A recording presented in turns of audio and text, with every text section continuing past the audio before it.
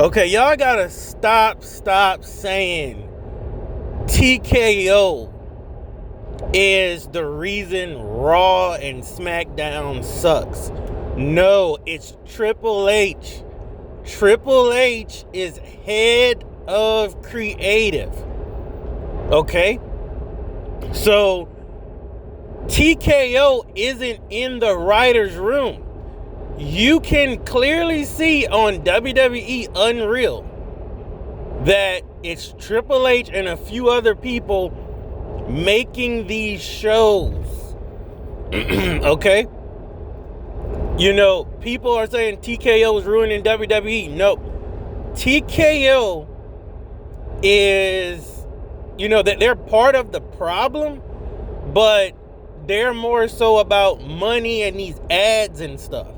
Slim Jim table and all that. TKO isn't saying put on the same nonsense feud every week for months and months and months and months. TKO would actually be happy if we had some good storylines and stuff that we can sell more tickets and all of that. Triple H is essentially ruining WWE, but these fans are loving it. Y'all complain about y'all hate WWE, hate WWE, but y'all giving him all this money. Y'all doing the WWE club and buying all of these different belts and stuff for $300. Y'all going on Cody Rhodes tour bus. But y'all complain about WWE.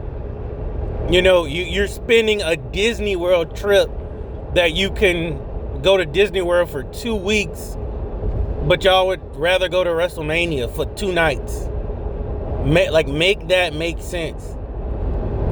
But it isn't TKO. Yeah, TKO might need to do budget cuts and, cut back on certain stuff, but the creative part is Triple H.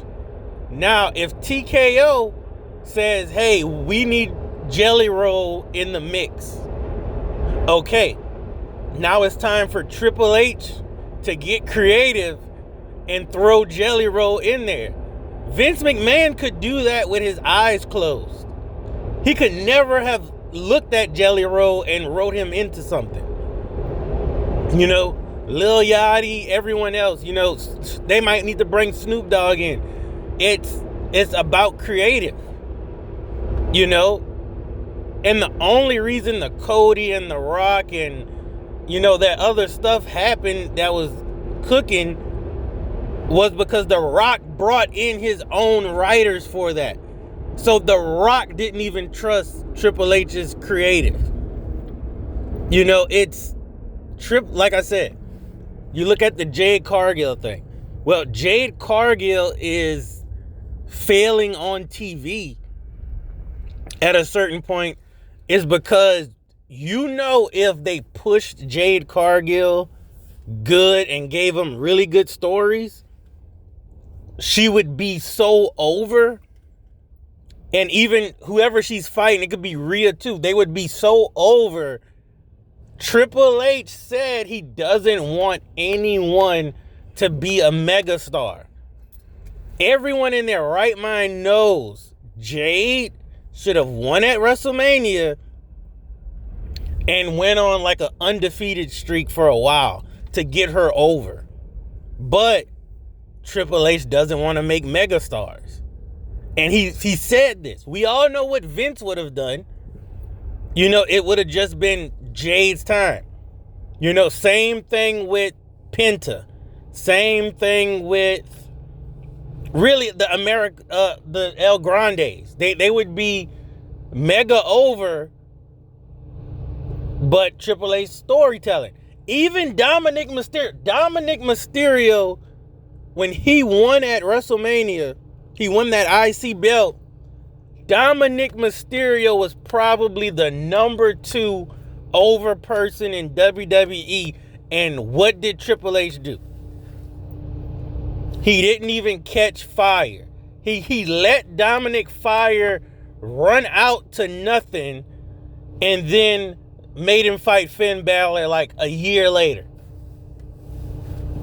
So that's what Triple H is like. Dominic would be so over, and Triple H pulled that rug from under him. Jey Uso, right? Jey Uso massively over, and then Triple H yeeted him to death and pulled that title right off. Like, Jey Uso might have had that title for 1 month. You know, never gave it back. You stuck it back on Gunther just so he could fight Goldberg. You know, like that, like, that's not a TKO problem. That is a Triple H problem. You telling me TKO didn't want Dominic to get over? Y'all gonna sit here and say TKO doesn't want Jade, Penta, Dominic, hell, even Gunther. Like, y'all don't want them to be over. You think that's what TKO really wants? No, that's not a TKO problem. It is a Triple H, Paul Levesque issue. They don't want anyone to be a mega star. And y'all can run to AEW. But just like the New World Wrestling Order said, you know, AEW can't overtake WWE until they start competing. You know, AEW, you know, they could, but like I said, WWE just has this production value behind them that, you know, when you watching WWE, you know, they brought in Lee Fitting, and Lee Fitting doing some nice stuff.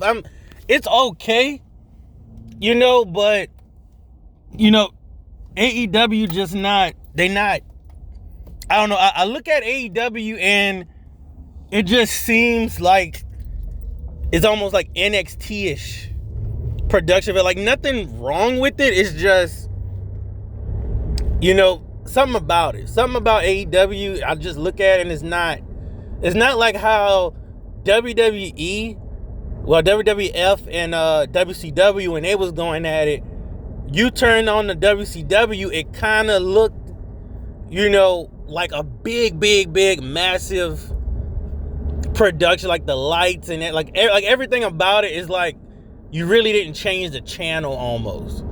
But with AEW and WWE, I don't know, AEW just maybe need a new set design or something. I don't know. But like, they got good wrestlers. They just need to compete.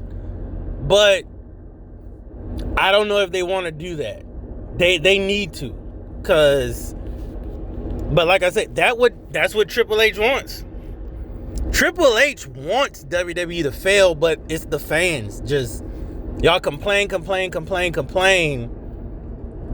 But y'all spending the most money y'all ever spent in y'all life on WWE.